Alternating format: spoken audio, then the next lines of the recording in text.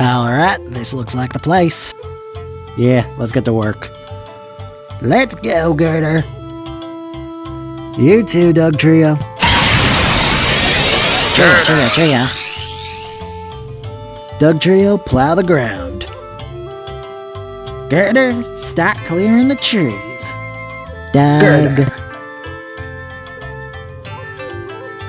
That should get us on track. Yeah. Wait, what's that sound?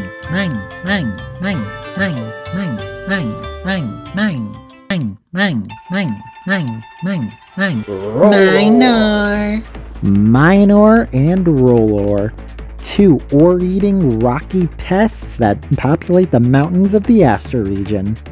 Starting with Minor, it's a miner. It uses its little pickaxe claws to dig through the ground and find iron ore, which it loves to eat. Iron used to be a pretty plentiful resource here in the Midwest, so I just had to base a Pokemon off of it. These little guys are real pests, but they typically work alone. They're really greedy. Mine! Eventually, Minor will evolve into Rollor. They are little spiky lads that I kinda based on Thwomps. I've always been a fan of Mario enemies, what can I say? They continue a weapon theme that this line has. While Minor are little pickaxes, Rollor are the edge of a mace. You know, the little ball and chain. Only this ball's been off its chain. These rock and steel types eat metal wherever they can find it. So naturally, in a region that's mountain-locked in 3 different directions, they can be kind of annoying for cross-region travel. But these guys are nothing compared to their final form. But we'll get into that in a moment. They said we might see some Minor. Girder, hit him with Bullet Punch! Girder!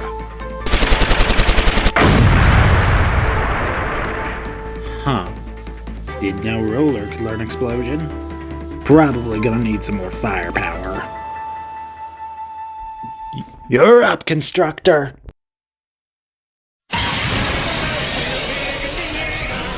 Constructor. And here we have a titan of a Pokemon, Constructor. Thing about me, I have always actually liked the Timber line. Timber and Girder, they're good boys. And I especially liked Girder's characterization in Pokemon Mystery Dungeons. Conkeldurr, on the other hand, yeah, that's where I agree with fans. So I decided to make my own final evolution for the line, and this is it. So, why the Attack on Titan influence? Simple. I wanted the muscle aspect of the Conkeldurr line to still be represented in this Pokemon, but be a bit more aesthetically pleasing than the pink bulges Conkeldurr has. So I went with the Titan aesthetic of having the muscles be so big their skin cannot contain them. Another inspiration was the Daidara Butchi, which is a yokai from Japanese mythology which was known for moving mountains and digging out lakes, hence why it has its own little Mount Fuji in its arms. It's now a fighting ground type, and as you can probably tell, I got a little bit of inspiration from Atlas for the pose. I love this guy. Look at his little Muppet face.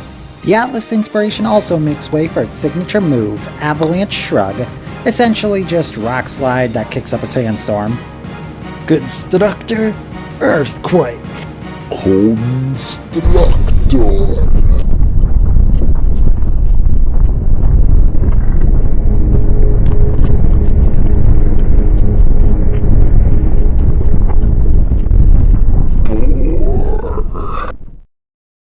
You sure that was a good idea? Why wouldn't it be?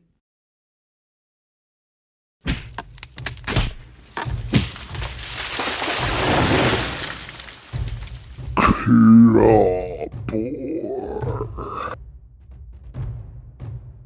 That's why. They didn't say nothing about apexes. Ooh boy, an apex Clobber. Now that could be an issue. But before I explain Clobber, what the heck is an apex? Well, that explanation is simple. Apex Pokemon are my little version of totems alphas, titans, you know, basically boss Pokemon that you can periodically fight throughout the region, but aren't really able to catch. They're bigger than normal, know moves they shouldn't, and overall are just a hassle to deal with, like this Clobber. Now, Clobber is where its line's true inspirations become obvious. It's an Oni. You know, the big-horned demons from Japanese mythology. It's one of them. Why is it a steel type? Well, simple. With the weapon theme, it's obviously got that big iron club for a hand. In Japan, Oni with an iron club is used as a phrase for overkill. And this Oni is its iron club.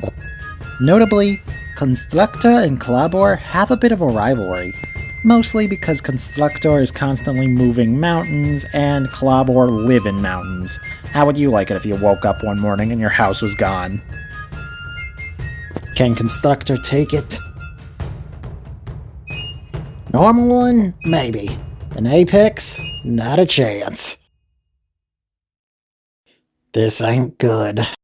Need some help there? Huh? Hog. Grab on, boys.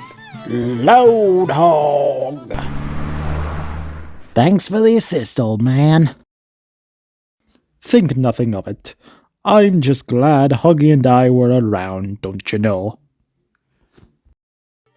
Speaking of Hoggy, this big pig is a load hog. Bacon that delivers itself. It's a pig semi. What can you do? Every generation has to have at least one stupid idea in there, right? Semi are pretty common here in the Midwest. I should know. I have multiple truckers in my family. It's also partially based on the Orboro Guruma, a yokai which was basically a living ox cart. Ox carts were used for carrying goods from place to place in Japan, but these days, those are done by semi. So this not-so-little guy is a fire and fairy type, and it has a pre-evolution. This is Squeal, because it's a squealing pig in a wheel. I guess you could say it's a guinea pig, huh? It's also based on a yokai, that being the Wanyudo, or Flame Wheel, which is basically a cartwheel with a flaming head in it for some reason. Obviously that's kind of hard to translate into Pokemon, so I just did it's spinning around in a little hamster wheel that's on fire. Or is rather made of fire. Obviously, this line are close relatives to the Tepig family. Not that hard to figure out. They also have bacon patterns.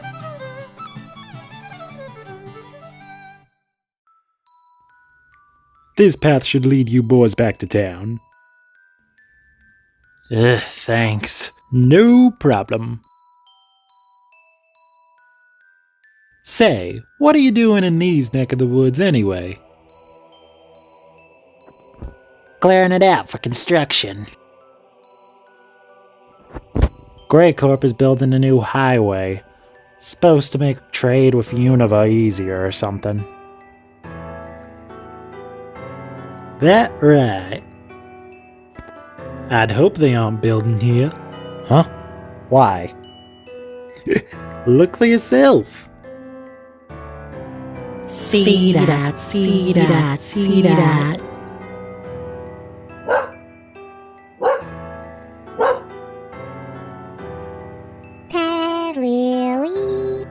Lilligans.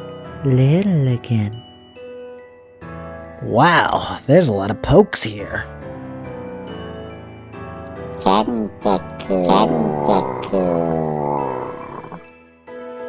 And for our final new Pokemon line of the night, here we have a Styrion Tentacool. It's based on those glowing jellyfish you often see in the dark water, as well as forest sprites that light the way home. It has no specific yokai origins, but it is vaguely like these little light things in that recent movie Oni, A Thunder God's Tale. Go watch it, it's good. It's a water fairy type now, and has the ability to levitate, of course. And it inverts what cool means for this line. It's simply chill, floating without a care in the world. It's because of that chill nature, it evolves into Kuragami, which you'll notice is a regional fake of Nihilego.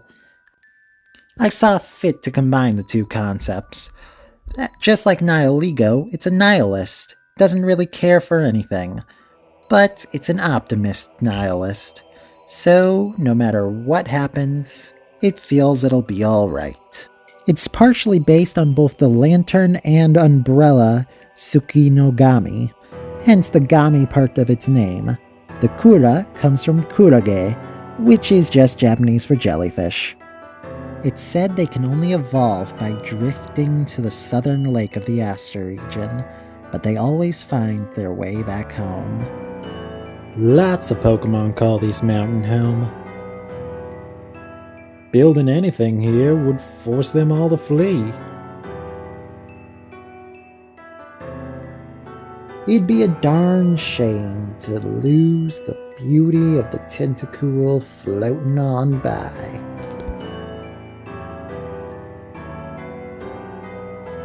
Well, I'd best get home. Take care now. We can't build here. Yeah, I'll talk to the higher-ups. See if we can't move the site. You know, with all these Pokemon, I wonder what else lives up here. Ursa. Well, what do you think of this new style of video? Any thoughts on these yokai-inspired Pokemon? Regardless, make sure to like and subscribe for more videos. I'll try and keep Aster region videos a bit more regular now that I'm off my hiatus. Until then, ink out.